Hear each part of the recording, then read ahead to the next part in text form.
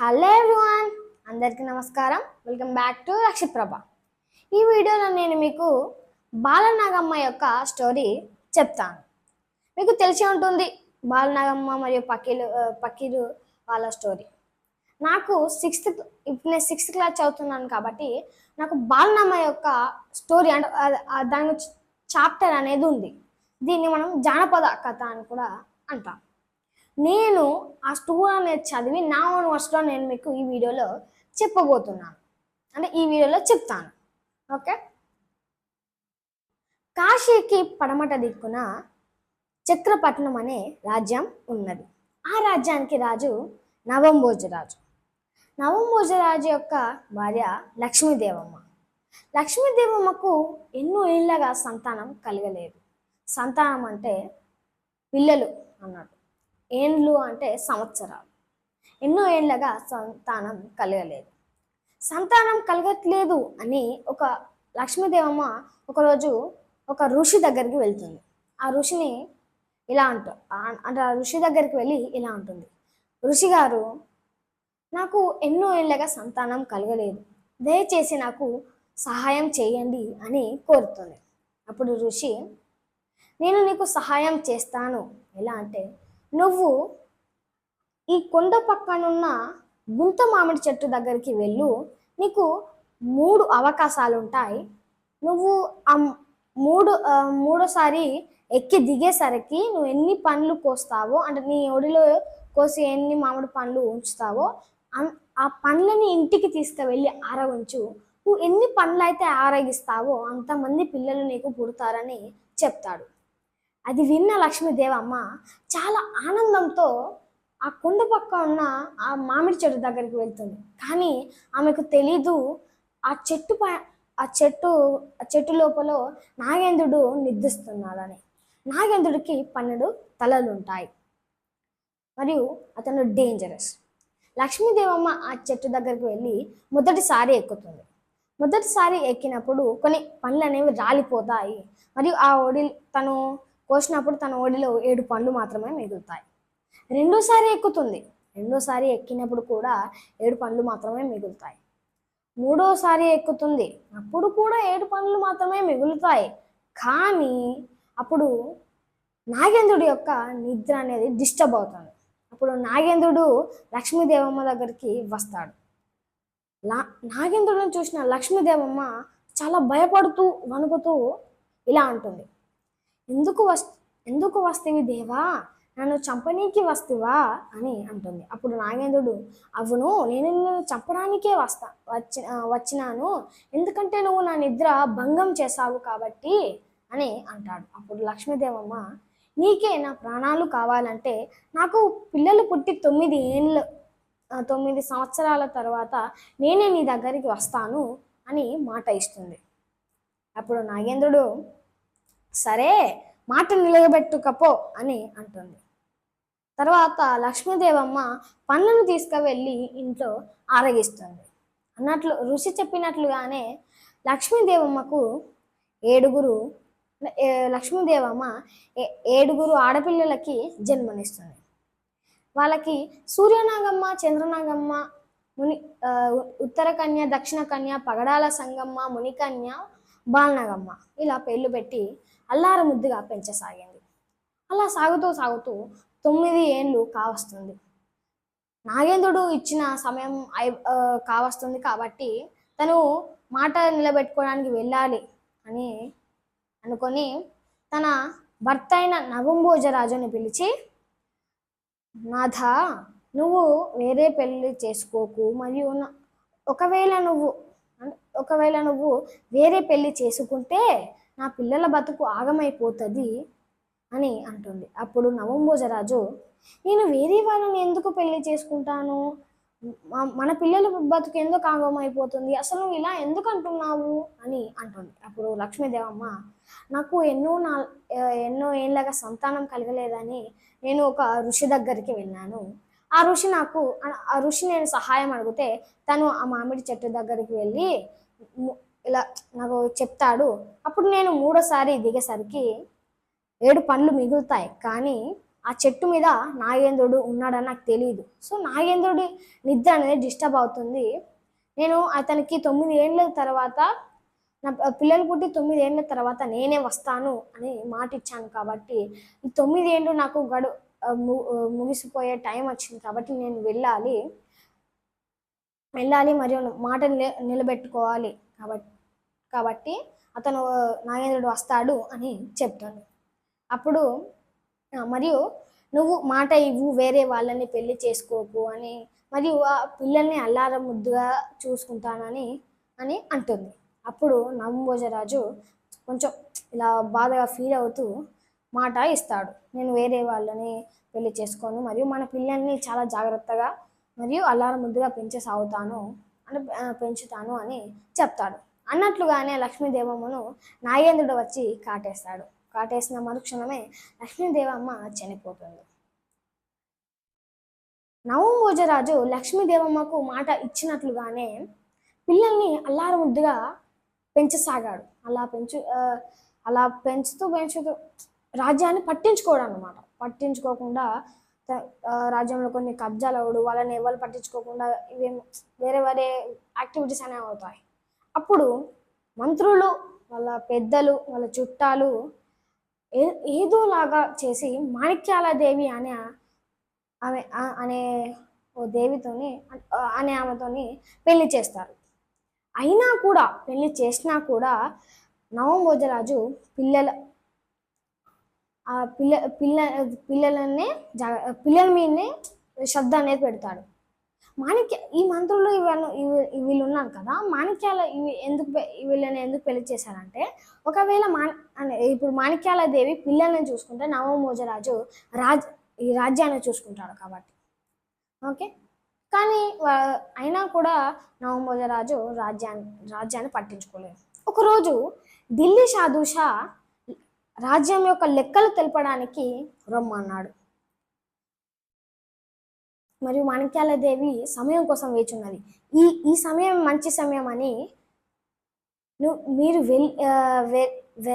వెళ్ళి రండి నాథ, నేను పిల్లల్ని మంచిగా చూసుకుంటాను మరియు అల్లారం ముద్దుగా చూసుకుంటాను అని చిలుక పలుకులు పలుకుతుంది. ఇక నవంభోజరాజు ఏమి చేయలేడు కదా, తప్పనిసరిగా వెళ్ళాల్సి వచ్చింది. వెళ్తాడు. వెళ్ళిన తర్వాత మాణిక్యాలదేవి పిల్లలని చిత్రహింసలు పెడుతుంది, నానా కష్టాలు పెడుతుంది. ఒక చీకటి రూమ్లో వేసి విషం పెడుతుంది. కానీ లక్ష్మీదేవమ్మ ఆత్మ ఉంది కదా, లక్ష్మీదేవమ్మ ఆత్మ అయ్యి పిల్లలని ఏదోలాగా కాపాడుతుంది. కానీ పిల్లలకు లక్ష్మీదేవమ్మ కనబడదు, ఎందుకంటే లక్ష్మీదేవమ్మ ఆత్మ కాబట్టి. ఇలా అయితే కాదని మాణిక్యాలదేవి ఒక పాడుబడ్డ గుడిలో తాళం వేసి రాజ్యానికి వచ్చేస్తుంది. మరియు నవంభోజరాజు అక్కడ పడుకున్నప్పుడు లక్ష్మీదేవమ్మ తన కలలోకి వెళ్ళి ఇలా చెప్తుంది, మన పిల్లల్ని ఈమె ఇలా చేస్తుంది, కష్టాలు పెడుతుంది, నువ్వు వెళ్ళు అని ఏదోలాగా నవంభోజరాజుకి అయితే తెలియజేస్తుంది. ఇప్పుడు నవంభోజరాజు తెల్లారేసరికి ఢిల్లీ షాదూషాకి ఒక్క మాట చెప్పకుండా రాజ్యానికి వచ్చి మాణిక్యాలదేవిని తిట్టి కొట్టి పిల్లల్ని రిలీజ్ చేశాడు. ఇలా అయితే కాదని మాణిక్యాలదేవి మరుగుమందు పెడుతుంది. అంటే ఎవరైతే మరుగుమందు పెట్టారో వాళ్ళు చెప్పిందే వింటారన్నమాట. సో ఇప్పుడు నవంభోజరాజు మాణిక్యాలదేవి మాట వింటాడు. మాణిక్యాలదేవి ఏమైతే చెప్తుందో అది చేస్తాడు. మరి ఒకరోజు మాణిక్యాలదేవి పిల్లల్ని అడవిలోకి తీసుకువెళ్ళి చంపివేసిరా అని అంటుంది. కన్న బిడ్డలనే చంపడానికి చేతులు రాక వాళ్ళని పడుకోబెట్టి రాత్రి సమయంలో వాళ్ళకి తెలియకుండా రాజ్యానికి వచ్చేస్తాడు. మరియు అక్కడ ఢిల్లీ షాదూషా నవంభోజరాజు లెక్కలు తెలుపకుండా ఒక్క మాట చెప్పకుండా రాజ్యానికి వెళ్ళాడని కక్ష కట్టి తన రాజ్యాన్ని కబ్జా చేస్తాడు. అప్పుడు మాణిక్యాలదేవి మరియు నవంభోజరాజు అడవుల పాలవుతారు. అక్కడ చూస్తేనేమో పిల్లలు గాలికి తిరిగే పక్షులలాగా అటు ఇటు ఆకలితో తిరుగుతారు. వాళ్ళ ఆకలిని లక్ష్మీదేవమ్మ ఏదోలాగా తీరుస్తుంది మరియు వాళ్ళకు ఒక రక్షణలాగా ఉంటుంది. ఒకసారి ఒకరోజు వద్దిరాజు అనే రాజు వస్తాడు. అతను పానుగంటి అనే రాజ్యానికి రాజు. అతడు వీళ్ళని చూసి, మీరు ఎక్కడి నుంచి వస్తున్నారు, మీ పేరేంటి, మీ వివరాలు ఏంటి అని అడుగుతాడు. అప్పుడు పిల్లలు నా పేరు ఇలా చెప్తారు, పేరు చెప్తారు, వివరాలు చెప్తారు, ఎక్కడి నుంచి వచ్చారో చెప్తారు. అప్పుడు వద్దిరాజు తెలుసుకుంటాడు ఏంటంటే, వీళ్ళు నా చెల్ల కూతుర్లే, అంటే చెల్ల బిడ్డలే అని. ఎందుకంటే లక్ష్మీదేవమ్మ యొక్క అన్నయ్య వద్దిరాజు కాబట్టి. అది తెలుసుకున్నాక వద్దిరాజు వీళ్ళని తీసుకువెళ్ళి వాళ్ళ పుత్రులతో పెంచుతాడు. అలా గడుచుతూ ఒకసారి నవమోజరాజు కట్టెలు కొట్టి ఒక వేరే సైడ్ కానీ వేరే గ్రామానికి కానీ కట్టెలు అమ్ముకోవడానికి వెళ్తున్నప్పుడు అతని మరుగుమందు అనేది వికటిస్తుంది. అంటే దాని ప్రభావం అనేది అయిపోతుంది. సో ప్రభావం అయిపోయిన వెంటనే నవమోజరాజు చనిపోతాడు. మరియు మాణిక్యాలదేవి భర్త ఎక్కడికి వెళ్ళాడు అని వెతికి వెతికి వెతికి పిచ్చిదైపోతుంది. ఇలా గడుస్తూ మరియు పిల్లలు పెద్దవారు అవుతారు. పెద్దవారు అయినాక వద్దిరాజు తన పుత్రులతో పెళ్లి చేస్తాడు. ఓకే, దాంట్లో నాకు బాలనాగమ్మ అనేది కార్యవద్దిరాజు అనేవారు తెలుసు. ఓకే, ఒకరోజు వద్దిరాజు గండికోటకు వెళ్ళాల్సి వస్తుంది. కానీ కార్యవద్దిరాజు ఆలోచిస్తూ ఉంటాడు. ఎందుకంటే అప్పుడే బాలనాగమ్మ నిండు గర్భావతి, అంటే ప్రెగ్నెంట్ అన్నమాట. ఓకే, ప్రెగ్నెంట్ అందుకావున తను ఒక 7 గీతలు గీస్తాడు. అది రాజ్యంలో ఉన్న వాళ్ళు బయటికి రావడానికి కోసమే, కానీ బయట ఉన్న వాళ్ళు లోపలికి పోలేదు. మరియు ఆ రాజ్యానికి కాపలాగా తలాలి రాముణ్ణి పెడతారు. మరియు అతను గండికోటకు వెళ్తాడు. ఒక రాజ్యానికి రాజు పకీరు, అంటే పకీరు అతడు ఉండేవాడు. ఆ పకీరుని అందరూ మాయల పకీరు అనేవాడు. ఒకసారి ఆ పకీరు నా భార్య కన్నా ఎవరు అందంగా ఉన్నారు అని తన మాయలతో, అంటే మాయోద్దం ఉంటుంది తన దగ్గర, అందులో చూస్తాడు. అప్పుడు బాలనాగమ్మ కనబడుతుంది. బాలనాగంని ఎట్లాగైనా వశపరుచుకోవాలని కక్ష కట్టి ఆ మూర్ఖుడు తను ఎక్కడున్నాడో కనిపెట్టి, అంటే పానిగంటలో ఉన్నాడని కనిపెట్టి పానిగంటకి వెళ్తాడు. మరియు అప్పుడే బాలనాగమ్మ ఒక పుత్రునికి జన్మనిస్తుంది. ఆ పుత్రుని పేరు బాలవద్దిరాజు అని పెడుతుంది. మరియు ఇక్కడ పకీరు రాజ్యానికి వస్తుంటే ఆ రాజ్యానికి రక్షకుడైన తలాలి రాముడు అడ్డుపడతాడు. అయితే పకీరు తన మాయలతో అతనికి సంతానం లేదని గ్రహించి తనకి సంతానం ఉన్నట్లు భ్రమ కలిగించి తన వశపరుచుకొని రాజ్యానికి వెళ్తాడు. తను ఆ రాజ్యం లోపలికి, అంటే రాజ్యానికి లోపలికి వెళ్తాడు గేట్ దాటి. కానీ లోపలికి వెళ్ళాలంటే తనకు వెళ్ళలేడు. మరియు ఆ శక్తి అనేది ఆపుతుంది. నేను చెప్పాను కదా, కార్యవద్దిరాజు తన శక్తితో 7 గీతలు గీశాడని. తను ఆ మాయతో కనుక్కొని ఒక భిక్ష అడుక్కునేవాడిలాగా అడిగి భిక్షాన్ దేవి అని అంటాడు. అప్పుడు బాలనాగమ్మ భిక్ష వాడే కదా అని భిక్ష ఇస్తుంది. అది కూడా గీతల అవతల ఉండిస్తుంది. ఇలా అయితే కాదని పకీరు, నీవు గీతలు దాటి బయటికి రాకపోతే నీ పుత్రుడు నీకు దక్కడు అని అంటాడు. అప్పుడు బాలనాగమ్మ భయపడి మరియు బాధతో గీతల బయటికి వస్తుంది. ఎందుకంటే పుత్రుడు మీద ప్రేమతో. బాలనాగమ్మ ఆ గీతలు దాటి వచ్చిన వెంటనే ఆ పకీరు బాలనాగమ్మని ఒక కుక్కలాగా చేస్తాడు తన మాయలతో. మరి తన రాజ్యానికి తీసుకువెళ్తాడు. రాజ్యానికి తీసుకువెళ్ళినాక తనని మామూలుగా చేస్తాడు. మరి అప్పుడు అడుగుతాడు, నువ్వు నన్ను పెళ్లి చేసుకో అని. అప్పుడు బాలనాగమ్మ ఇలా అంటుంది, నేను నిన్ను చచ్చినా చేసుకోను అంటుంది. మరియు ఒకసారి ఆలోచించి అప్పుడు చెప్తుంది ఇలా, నేను ఒక వ్రతం చేస్తున్నాను, అది పూర్తి కావడానికి 12 ఏళ్ళు అవుతుంది. నువ్వు నన్ను ఆ 12 ఏళ్ళ మధ్యలో నన్ను ముట్టినా నీ తల పలిగి చస్తావు అని అంటే నీ తల పలిగి చస్తావురా అని అంటుంది బాలనాగమ్మ. ఇది మరియు అక్కడ గండికోటలో ఉన్న వద్యరాజు మరియు పుత్రులకు బాలనాగమని పకీరు తీసుకుపోయాడని తెలుస్తుంది. అప్పుడు వద్యరాజు చాలా కోపంతో తన సైన్యాన్ని తన పుత్రులని తీసుకొని యుద్ధానికి వెళ్తాడు. కానీ వాళ్ళకు తెలీదు మాయల పకీరు మాయ ముందు వీళ్ళ బలం మరియు శక్తి సరిపోతాయి. వాళ్ళు అక్కడికి ఆ యుద్ధ రంగంలోకి వెళ్ళాక పకీరు తన మాయలతో కొందరిని రాళ్ళలాగా కొందరిని బూడిదలాగా చేస్తాడు. మరి అంటే తన మాయలతో బంధిస్తాడు వాళ్ళని. ఇది తెలుసుకున్న వద్యరాజు పుత్రుల యొక్క భార్యలు చాలా బాధపడతారు. ఏదీ లేక మనకు బాలవద్ది రాజే ఉన్నాడు, ఇతన్ని కూడా మంచిగా చూసుకోవాలనుకొని బాలవద్ది రాజుని అల్లారు ముద్దుగా చూసుకుంటారు.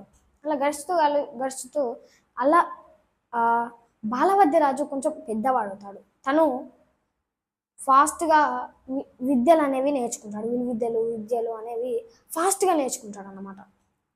ఒకరోజు తన మిత్రులతో బాణాలాట ఆడుకుంటున్నప్పుడు తన బాణం వెళ్ళి ఒక కుండకు తగులుతుంది. ఆమె నీళ్లు వెళ్తున్నప్పుడు ఆమె కుండకు తగిలి ఆమె కుండ వక్కలవుతుంది మరియు నీళ్ళు అనేవి వేస్ట్ అవుతాయి. అప్పుడు తను కోపం ఆపుకోలేక చాలా కోపంతో, ఒరే మూర్ఖుడా, నువ్వు పుట్టినప్పుడే నీ అమ్మా నాన్నల్ని పోగొట్టుకున్నావు కదరా అని అంటుంది, అని అలా తిడుతుంది. అప్పుడు బాలవద్యరాజు చాలా బాధతో మరియు ఏడుస్తూ వాళ్ళ పెద్దమ్మల దగ్గరికి వెళ్ళి, అమ్మా, నేను నిజంగానే పుట్టినప్పుడు మా అమ్మా నాన్నల్ని కోల్పోయానా అని అంటాడు. నిజంగా చెప్పండి అమ్మా అని కోరుతాడు. అప్పుడు వాళ్ళు అవును బిడ్డా, నీ తాతని, పెద్ద నాన్నల్ని, నీ తండ్రిని మరియు నీ తల్లిని మాయల పకీరు అనేవాడు బంధించాడు అని చెప్తుంది. అతను ఎక్కడుంటాడు అంటే ఏ రాజ్యంలో ఉంటాడు అని చెప్తుంది. అప్పుడు బాలవద్ది రాజు చాలా కఠినంగా అంటే అప్పుడు ఇంకా ఫాస్ట్గా తను ఇంకా విద్యలు నేర్చుకుంటాడు. అప్పటికే తనకు 13 ఏళ్ళు వచ్చేస్తాయి. తను ఇలా అనుకుంటాడు, మా వాళ్ళని ఇలా తీసుకురావాలి, మా వాళ్ళని రిలీజ్ చేయాలి అనుకుని తనకు మరియు ఒక చంద్రహాసం అనే అస్త్రం దొరుకుతుంది. ఆ చంద్రహాసం అనే అస్త్రం చాలా పవర్ఫుల్ అన్నాడు. ఓకే, తను తన రాజ్యానికి వెళ్తుంటే పులి రాజ్యం అనే ఒక రాజ్యం వస్తుంది. ఆ రాజ్యానికి కొంచెం కరువు అనేది వస్తుంది. వాళ్ళు నీళ్లు తాగడానికి వెళ్ళినా కానీ వాళ్ళు చనిపోతారు. ఎందుకంటే ఆ రివర్ ఉంటుంది కదా, అంటే ఆ నది సరౌండింగ్స్లోనే పులులు ఉన్నాయి. సో వాళ్ళు అక్కడికి వెళ్ళిన వారంతా చనిపోతున్నారు కాబట్టి వీళ్ళు ఇక్కడనే ఉంటారు మరియు చాలా దాహంతో ఉంటారు. ఇది తెలుసుకున్న బాలవద్ది రాజు ఆ పులిలు ఉండే గుహలోకి వెళ్ళి ఆ గుహలోనే వాటిని చంపేస్తాడు. అలా చంపేశాడని తెలిసిన ఆ రాజ్యానికి రాజు, నా రాజ్యంలో సగం భాగం నీకే ఇచ్చేస్తాను మరియు నా బిడ్డతో నీకు మ్యారేజ్ చేస్తాను అంటే పెళ్లి చేస్తాను అని చెప్తాడు. అప్పుడు బాలవద్ది రాజు, నేను నా పని పూర్తయ్యాక వచ్చి నీ యొక్క బిడ్డని పెళ్లి చేసుకుంటాను అంటే నీ యొక్క బిడ్డని పెళ్లి చేసుకుంటాను మరియు నీ రాజ్యంలో సగం భాగం ఏమీ వద్దు అని అంటాడు. మరియు తన ప్రయాణాన్ని సాగుతాడు. అలా వెళ్తూ చీకటి అయిపోతుంది అన్నమాట. చీకటి అయిపోతుంటే తను ఎక్కడ రెస్ట్ తీసుకోవాలని వెతుకుతూ ఒక గుహ దగ్గరికి వెళ్ళి అక్కడనే విశ్రాంతి తీసుకుంటాడు. రాత్రి సమయంలో నక్కలు కుక్కలు ఇవన్నీ అరుస్తాయి కదా, అప్పుడు ఒక నక్క మరియు సింహం ఇలా మాట్లాడుకుంటుంటే వింటాడు. అవి ఏమన్నాయంటే, ఈ రాజ్యానికి రాజు యొక్క బిడ్డ ఉంది కదా, ఆమెకి సంజీవని పుల్ల తెచ్చివ్వకపోతే ఆమె చనిపోతుంది అని చెప్తాడు. తెల్లారేసరికి బాలవద్ది రాజు సంజీవని పుల్ల తెచ్చి ఆమెకి ఇస్తాడు. అప్పుడు ఆమె బ్రతుకుతుంది. ఇంకా సాగుతాడు. అప్పుడు సాగుతూ ఆ రాజ్యానికి వెళ్ళే దారిలో తనకు ఒక శక్తి అనేది కనబడుతుంది.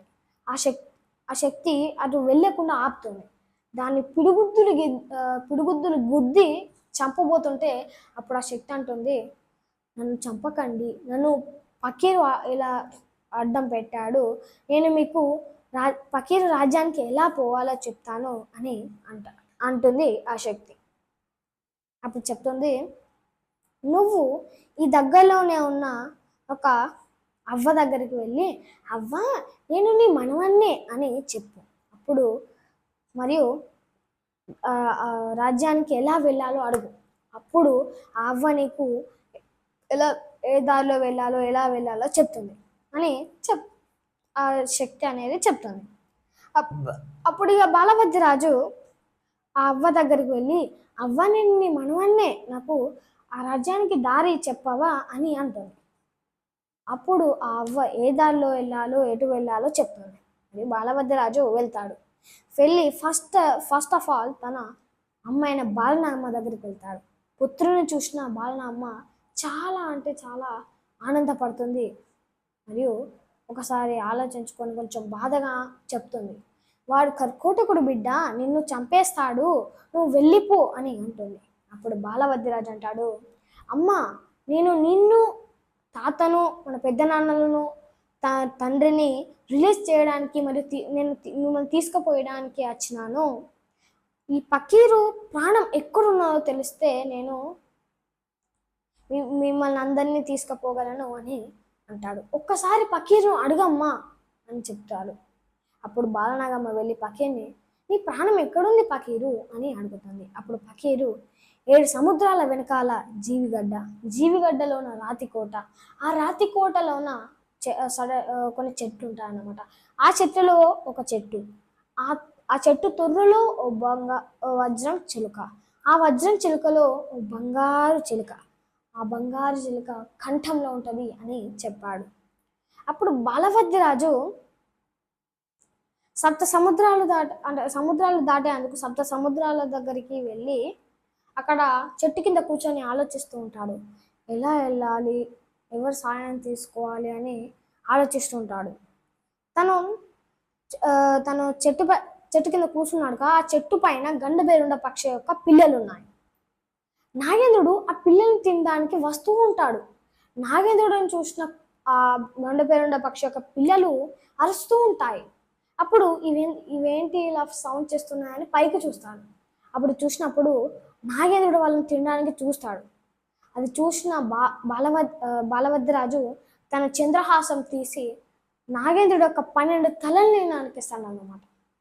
నరికేశాను కదా, చనిపోయింది కదా, ఏం బాధలే అనుకుంటాడు. కానీ నాగేంద్రుడు ఒక భాగం తల తన ఇక్కడ పడుతుంది అన్నమాట. ఇక్కడ పడి తన మెడని కాటేస్తుంది. కాటేసిన వెంటనే మరుక్షణం బాలభద్రరాజు చనిపోతాడు.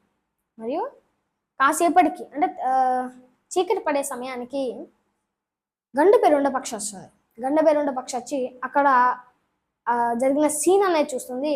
మరియు ఇక్కడ తన పిల్లల్ని అడుగుతుంది, ఇక్కడ ఏమైంది, ఈ నాగేంద్రుడు ఎందుకు తన తలని ఎవరు నరికేశారు, ఇతను ఎవరు, ఎందుకు చనిపోయి ఇక్కడ ఉన్నాడు అని అడుగుతుంది. అప్పుడు పిల్లలు, ఆయన మా ప్రాణాలు కాపాడాడమ్మా, మమ్మల్ని నాగేంద్రుడు తినడానికి వస్తుంటే ఆయన తన అస్త్రంతో నాగేంద్రుడిని చంపేశాడు.